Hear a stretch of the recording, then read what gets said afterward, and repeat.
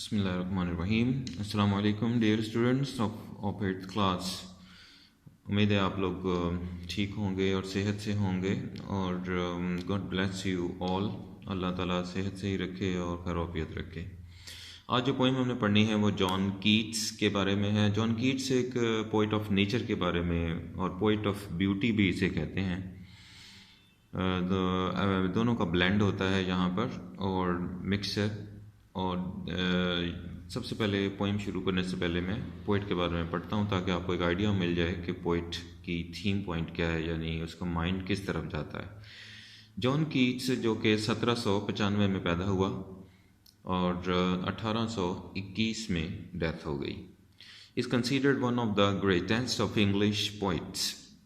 English poets में उसका एक बहुत बड़ा मुकाम है, यानी अजीम शोरा में से एक है। The son of a livery stable keeper Keats, the son of a livery stable keeper, ये जो सारा घोड़े जहाँ पर बांधे जाते हैं ना स्टेबल, उनकी जो सारी देखभाल करने वाला शख्स है उसका बाप वो काम करता था। Keats attended school eight Enfield England. England के मुकाम एक एनफील्ड में उसने जो स्कूल था वहाँ पर तालीम हासिल की। एट द एज ऑफ 16 बरस की उम्र में ही was apprenticed to a surgeon. उसे एक सर्जन के यहाँ शागिर्द के तौर पर लगा दिया गया, यानी वहाँ सीखे ये काम। सर्जन कहते हैं वो जो ऑपरेशन, डॉक्टर्स ऑपरेशन करते हैं या जर्राही का काम करते हैं उन्हें बोलते हैं। Keats gave up surgery to write poetry. Keats gave up surgery to write poetry. Keats ने सर्जरी का काम जो था उसे छोड़ दिया, यानी डॉक्टरिंग का जो एक शोबा होता है उसको उसने छोड़ दिया। गेव अप यानी छोड़ देना, और उसने शायरी शुरू कर दी। His first volume of poems appeared in 1817. 1817 में उसका पहली बुक आई थी पोइम्स की। वॉल्यूम बुक को कहते हैं नॉर्मली, और भी इसके मीनिंग्स हैं साइंटिफिक। इट इंक्लूडेड, और इस पोइम की ये जो बुक थी इसमें ये भी पोइम शामिल थी। I stood tiptoe upon a little hill, ये उसकी पोइम का नाम है, तो ये भी उसमें शामिल थी। स्लीप एंड पोइट्री, ये भी उसमें शामिल है। And the famous sonnet of first looking into Chapman's Homer, ये भी पोइम का नाम है। सोनेट जो है एक ऐसी नज़्म होती है जिसमें 14 लाइंस होती हैं। 14 लाइंस की जो पोइम होगी उसे हम सोनेट कहते हैं, तो ये सोनेट है। In the selected poem above, यानी ये जो पोइम आप पढ़ेंगे अभी, on the grasshopper and the cricket, इस पोइम की बात कर रहा है वो। We get a good idea of Keats love for nature, हमें पता लगता है कि कीट्स को नेचर से कितनी मोहब्बत है। And his knowledge of it at first hand, और उसे इसके बारे में कितना अच्छा इल्म है, उसकी कितनी मालूमात है उसके बारे में। ये पोइम पढ़ के हमें बात क्लियर हो जाती है।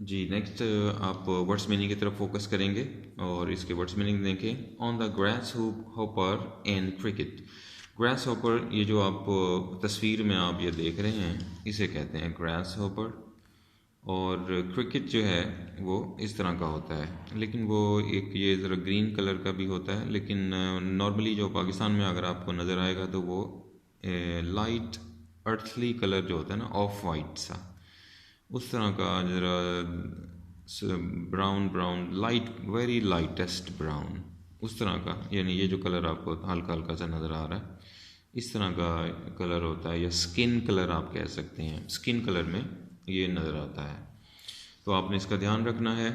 और ये पोएम है, इसको वर्ड्स मीनिंग ज़रा इसके क्लियर कर लें जल्दी से। न्यू मॉर्न, मैंने किसी चीज़ को नया नया काटना, दरख्तों को काटना, घास को काटना, उसे कहते हैं न्यूली कट। मैट कहते हैं एक पुराना सा वर्ड है जिसको मैडो कहते हैं। मैडो कहते हैं सब्ज़ाज़ार, जहाँ जानवर घास वगैरह खाते हैं, चरागाह, उसे मैड। पोइट्री में मैड इस्तेमाल होता है, लेकिन वैसे मैडो कहते हैं। फ्रॉस्ट कहते हैं बहुत ज़्यादा सख्त सर्दी को, और या छोटी छोटी सी लेयर बन जाए बर्फ़ की। सख्त जब सर्दी पड़ती है तो बर्फ़ की सुबह सुबह एक लेयर सी बन जाती है घास पे, पत्तों पे, उसे फ्रॉस्ट कह देते हैं, या बहुत सर्दी को। रॉट, इसका डब्ल्यू साइलेंट है। रॉट, रॉट का मतलब होता है किसी चीज़ का क्रिएट हो जाना, बन जाना, फॉर्म्ड, शक्ल इख्तियार कर लेना, रॉट। श्रिल कहते हैं बहुत बारीक आवाज़ को, जिस तरह इसकी आवाज़ है, क्रिकेट की आवाज़ होती है।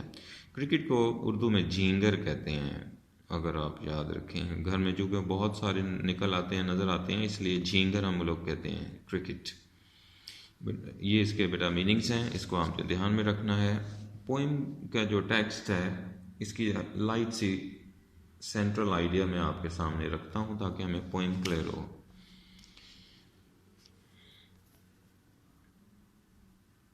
जॉन कीट, जैसे कि उसने अभी आपको हमने पढ़ा है इसका पैराग्राफ पोइट के बारे में, तो जॉन कीट्स इसका शायर है, और उसने यहाँ पर पोइम के अंदर दो बातों का जिक्र किया है, मौसम सरमा का यानी गर्मी का मौसम, और सरमा यानी सर्दी का मौसम। मौसम गर्मा के अंदर होता यह है कि वो जो ग्रास होपर है उसे इलामती तौर पर बयान किया गया है। पोइट्री जो है बाज़ औक़ात छुपे हुए अल्फाज में बहुत गहरी बात कह जाती है, ये शायरी का अपना एक अंदाज़ है। तो इसी तरह यहाँ पर जो ग्रास हॉपर है उसको उसने एक इलामत बना दिया है गर्मियों की, सिंबल ऑफ हॉट या समर। और वो जो क्रिकेट है उसको सिंबल ऑफ विंटर कह दिया है, मौसम सरमा का इलामत समझा जा रहा है उसको। तो मौसम गर्मा का पहला पार्ट जो है पोइम के, वो मौसम गर्मा के हवाले से है। पोइट का कहना ये है कि कुदरत जो है अपने काम में मसरूफ़ रहती है, और जहाँ हर जगह जो नेचर में वो ब्यूटी फैली हुई है, उस ब्यूटी को जा बजा नज़ारे आप देख सकते हैं।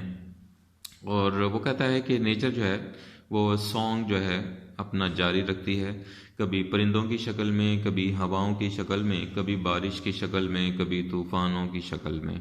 यानी साउंड आता रहता है, और इट डिपेंड्स कि आप क्या महसूस कर रहे हैं। बाज़ औक़ात किसी के लिए वो एक चीज़ शोर बन जाती है, और वही आवाज़ किसी के लिए मौसीकी बन जाती है। सो इट डिपेंड्स कि माइंड आपका क्या है, आप क्या महसूस कर रहे हैं। हर एक की जो फीलिंग्स हैं डेफिनेटली वो डिफरेंट होती है।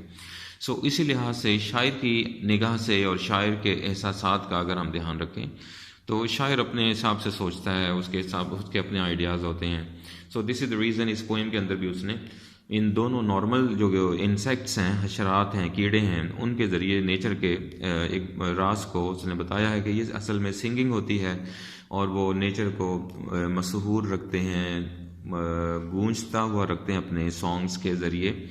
लेकिन ये सिर्फ शायर ही सुन सकता है, आई मीन उसकी फीलिंग है, आम बंदा इसे महसूस नहीं कर सकता। वो तो यही देखेगा महज ये कीड़े हैं और they are making some chirping sound और अपनी आवाज़ें निकाल रहे हैं, लेकिन इट डिपेंड्स। तो ये सारी एक समरी है यहाँ पर झींगर की और इसकी ग्रास हॉपर की, और इसको आपने ध्यान रखना है। मैंने भी आपको अर्ज कर दिया, पोइम के अंदर उसने इसी डिस्क्रिप्शन की बात की है कि जैसे ही वो ग्रास से ऊपर खामोश होता है, सिंगिंग करता है, उसके बाद गर्मियाँ चली जाती हैं, सर्दियाँ आ जाती हैं। तो सर्दियाँ जब आती हैं क्रिकेट सिंगिंग करना शुरू कर देता है, लेकिन थोड़ा सा लोगों को डाउट होता है शायद ग्रास ऊपर गीत गा रहा है, लेकिन होता ये क्रिकेट है। तो यानी उसने बताया ये है कि सॉन्ग ऑफ ब्यूटी है या सॉन्ग ऑफ एन्जॉयमेंट है नेचर का, वो स्टॉप नहीं होता। ये इसका नेचुरल आइडिया उसके अंदर, आप उसको ध्यान में रखें। अब इसको ज़रा पोइम की शक्ल में आप लाइन बाय लाइन पढ़ा दूं ताकि आपको क्लियर हो जाए। The poetry of earth is never dead. यहाँ डेड का मतलब है स्टॉप के सेंस में। तो ज़मीन की जो इस रुए ज़मीन पर जो शायरी है या सिंगिंग है, वो कभी बंद नहीं होती, स्टॉप नहीं होती, डेड नहीं होती। उसको गाने वाले बहुत हैं, बहुत सारे सिंगर्स नेचर ने पैदा कर रखे हैं। कहीं पर चिड़िया है, कहीं पर ये आप ग्रास होपर्स हैं, कहीं पर क्रिकेट है, कहीं पर स्पैरोज़ जिसका नाम अभी मैंने लिया, पिजन्स हैं और बहुत सारे पैरट्स हैं आपके लिए जा बजा नज़र आते हैं आपको सिंगिंग करते हुए। हमिंग बर्ड्स हैं, कुकूज़ हैं, लाइक थ्रश हैं जो आपने पिछली पोइम्स में भी पढ़े हैं बहुत। तो like these are the birds, singing birds. The nightingale, nightingale ये एक अनदर नेम है, बुलबुल जिसे कहते हैं आप। तो ये सारे बर्ड सिंगिंग बर्ड हैं। जैसे ही एक चुप होता है दूसरा शुरू हो जाता है। मौसम बहार आती है, फिर समर आती है, फिर विंटर आता है, फिर लाइक स्प्रिंग आना शुरू हो जाता है। लाइक वाइज ये एक सीज़न चलता रहता है सिंगिंग का। इसलिए वो कह रहा है the poetry of earth is never ended. जो ज़मीन पर सिंगिंग है परिंदों की नेचर की शक्ल में, जिसे नेचर गा रही है या गंवा रही है दूसरे परिंदों से, वो कभी स्टॉप नहीं होती। When all the birds are faint with the hot sun, जब मौसम सख्त गर्मी की वजह से तमाम परिंदे जो हैं फेंट हो जाएं, यानी कमज़ोर हो जाएं, बेहोश हो जाएं या मध्यम पड़ जाएं, उनकी एनर्जीज जो है वो ढीली पड़ जाए, या मौसम गर्म होने की वजह से उनके अंदर नकाहत आ जाए, सुस्ती आ जाए, and hide in cooling trees, और वो छुप रहे हों, अब छुपा रहे हों अपने आप को ठंडी जगहों पे, ताकि इस गर्मी से वो ले सकें, पनाह ले सकें। तो क्या होता है, a voice will run from hedge to hedge about the new मॉर्न मैड। तो एक आवाज़ निकलेगी जो कि हेज टू हेज, यानी एक झाड़ियों से दूसरी झाड़ियों तक या घास से घास तक, जितने भी जड़ी बूटियाँ घास वगैरह बाड़ वगैरह लगाते हैं उसे हम हेज कहते हैं। तो वो हेज वो झाड़ियों से, एक झाड़ियों से निकल कर दूसरी झाड़ियों में एक आवाज़ जो है वो चली जाती है अबाउट द न्यू मॉर्न बेड। और वो जो अभी नई नई जो चरागाह है उसके ऊपर घास काटी हो, उस चरागाह को काट छांट के ज़रा खूबसूरत बनाया गया हो, तो वहाँ पर इस इर्द गिर्द ये आवाज़ घूमती रहती है एक झाड़ी से दूसरी झाड़ियों में, और that is the grass hoppers, और ये आवाज़ होती है ग्रास हॉपर्स की। तो ये इसकी आवाज़ है जो मौसम गर्मा में, हॉट सन में वो गीत गाता फिर रहा है। He takes the lead in summer luxury. He has never done with its delights. For when tired out with fun, he rests at ease beneath some pleasant weed. Okay तो यहाँ पर वो क्या कह रहा है कि ग्रास हॉपर जो है ही टेक्स द लीड। वो कौन सा परिंदा है जब सारे आराम से बैठे होते हैं, सारे गर्मी के मारे होते हैं और छाँव की और ठंडक की तलाश में फिर रहे होते हैं, तो ऐसे आलम में सिर्फ एक ग्रास हॉपर है जो आगे बढ़ता है, टेक्स द लीड, आगे बढ़ता है इन समर लग्जरी, इस पुरतायुश मौसम समर के महीने में।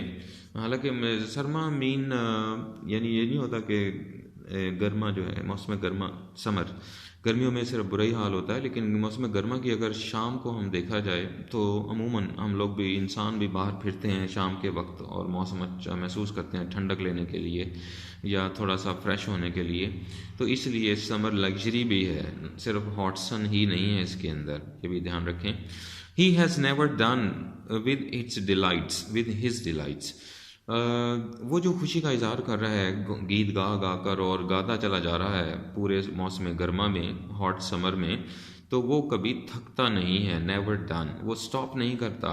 For when tired out with fun he rest at ease, लेकिन जब कभी थोड़ी बहुत तो थकावट हो ही जाती है, तो लेकिन जब कभी वो थका जाए विद फन, इस अपनी खुशियों से, इंजॉयमेंट से, he rest at ease beneath some pleasant weed, तो फिर वो आराम के लिए चला जाता है, आराम करने के लिए बीनीथ सम प्लेजेंट वीड, एक बहुत ही खुशनुमा, खुशगवार नज़र आने वाली घास के पास चला जाता है या घास में चला जाता है, उसके नीचे चला जाता है और आराम से इस अपने आराम करता है ताकि वो दोबारा एनर्जी हासिल कर सके, ताकि थोड़ा सा वो दोबारा एनर्जेटिक हो सके, क्योंकि उसने दोबारा से अपने गीत को स्टार्ट करना है। और इस तरह ये सिलसिला मौसम गर्मा में चलता रहता है। द पोइट्री, ये पहला इसका पार्ट है जो उसने मौसम गर्मा के बारे में बयान कर दिया है। The poetry of earth is ceasing never, never कहते हैं कभी नहीं को, सीज कहते हैं स्टॉप करने को, तो इसका मतलब है कभी नहीं रुकती। तो पोइट्री जो अर्थ है ज़मीन पर होने वाली सिंगिंग, पोइट्री यहाँ वैसे शायरी को कहते हैं लेकिन यहाँ पर सिंगिंग मुराद है। तो ये जो सिंगिंग है ज़मीन के ऊपर जो सिंगिंग हो रही है परिंदों की शक्ल में, ये कभी भी नहीं रुकती। On a loan winter evening, एक बिल्कुल सुनसान खामोश मौसम सरमा की शाम को, when the frost has wrought a silence, जिस वक्त ठंडक ने हर तरफ एक खामोशी इख्तियार कर रखी हो, रॉट मैंने इख्तियार कर लेना, हैज़ रॉट अ साइलेंस, जिसने हर तरफ खामोशी कर रखी हो मौसम सरमा की वजह से। From the stove there shrills the cricket song, stove कहते हैं चूल्हे को, तो अमूमन ऐसा ही होता है कि ये जो क्रिकेट होते हैं ये कोने खुदरे में बैठे होते हैं, बिल्कुल कहीं इधर उधर किसी बेड के नीचे या सोफे के नीचे या बिल्कुल कोने में जाकर सुनसान। तो इसलिए वो स्टोव का नाम ले रहा है कि एक चूल्हा जो है बिल्कुल गर्म, क्योंकि वहाँ पर विंटर है और विंटर में गर्माहट चाहिए होती है, जाहिर बात है ये भी एक जान है, जानदार चीज़ है, तो ये भी गर्माहट महसूस करते हैं, तो इसलिए वहाँ चूल्हे का उसने रेफरेंस क्रिएट किया है क्योंकि मौसम सरमा की बात हो रही है, सर्दियों की। तो फ्रॉस्ट के आलम में बहुत सख्त सर्दी में ये चूल्हे की साइड से, चूल्हे की तरफ से उसकी बारीक सी आवाज़ कानों में जो बहुत चुभती है, शिरिल बारीक आवाज़, वो क्रिकेट के सॉन्ग की आने लगती है। इन वार्मथ इंक्रीजिंग एवर, और वो जोश में और इजाफा कर देती है। इस मौसम में ठंडे मौसम के बावजूद एक गर्माहट महसूस होती है, एक्टिविटी महसूस होती है। And seems to be to one in drowsiness half lost, और वो लोग जो अपने मदहोशी में होते हैं, यानी इस जब वो अपने अपने घरों में सुकून से बैठे होते हैं, अपना यानी उनका घर जो है वो बहुत एक अच्छा प्रोटेक्शन हो रही होती है उन्हें सर्दियों से, और वो ड्राउजीनेस अपनी गुनूदगी में होते हैं, आराम कर रहे होते हैं, और यानी आधी नींद में होना और आधे होश में होना उसे ड्राउजीनेस कहते हैं। तो उस मदहोशी के आलम में जिस वक्त पुरसुकून आराम कर रहे होते हैं, the grasshoppers among some grassy hills, and seems to one in drowsiness half lost the grasshoppers among some grassy hills। तो वो कह रहा है कि ऐसा लगने लगता है उन लोगों को जैसा कि ग्रास होपर जो है अपने दूर किसी घास वाली पहाड़ियों पर, सरसब्ज पहाड़ियों पर जहाँ घास उगा हुआ होता है, वहाँ बैठा ये गीत गा रहा है, ग्रास होपर गा रहा है। लेकिन होता वो क्या है, वो क्रिकेट की आवाज़ आ रही होती है, सिंगिंग की, लेकिन लोग चूँकि मदहोश होते हैं और होश में, आधे होश में होते हैं, जिसे वो ड्राउजीनेस हाफ लॉस्ट कह रहा है, तो उसकी वजह से उन्हें एक आइडिया नहीं होता कि ये क्रिकेट है। तो ये इसकी डिस्क्रिप्शन है पोइट की, जॉन कीट्स की, इसका आपने ध्यान में रखना है, और यही उसकी वो बात है जिसको बयान करना चाह रहा था इस पोइम के अंदर। और दोनों सेक्शन उसने बयान कर दिए, मौसम गर्मा के और मौसम सरमा के। दोबारा बताऊं, ये जो ग्रास हॉपर है ये शो करता है मौसम गर्मा को यानी गर्मियों को, और जो क्रिकेट है, झींगर जिसे आप कहते हैं, ये शो करता है मौसम सरमा को यानी सर्दियों को। तो यहाँ पर यानी इसलिए इस तरह वो बयान कर रहा था कि सॉन्ग जो है स्टॉप नहीं होता। जब ग्रास होपर बड़ी अपने आप को लगा रहता है सिंगिंग करने में, मौसम गर्मा में जब कोई भी जरूरत नहीं करता, सब ठंडी जगहों की तलाश में फिरते रहते हैं मारे मारे, तो और रेस्ट कर रहे होते हैं, लेकिन ग्रास होपर आगे बढ़ के अपने सॉन्ग को जारी रखता है। लेकिन जब ये चुप होता है तो फिर क्रिकेट शुरू हो जाता है। तो इस तरह वो कह रहा है कि ज़मीन पर होने वाली सिंगिंग नहीं रुकती। तो ये नेचर की एक फीलिंग है और नेचर का डिस्प्ले है कि किस तरह नेचर ने अपने आप का इजहार किया है, और शायर उसे अपनी आंखों से देखता है और अपने एहसासात में डिस्क्राइब कर देता है। तो ये इसकी पोइम है, इसे ध्यान में रखें। इसकी अब हम समरी आप देखेंगे, तो समरी और MCQs और क्वेश्चन आंसर्स उसके डिस्क्रिप्शन पे भी हम बाद में जाते हैं।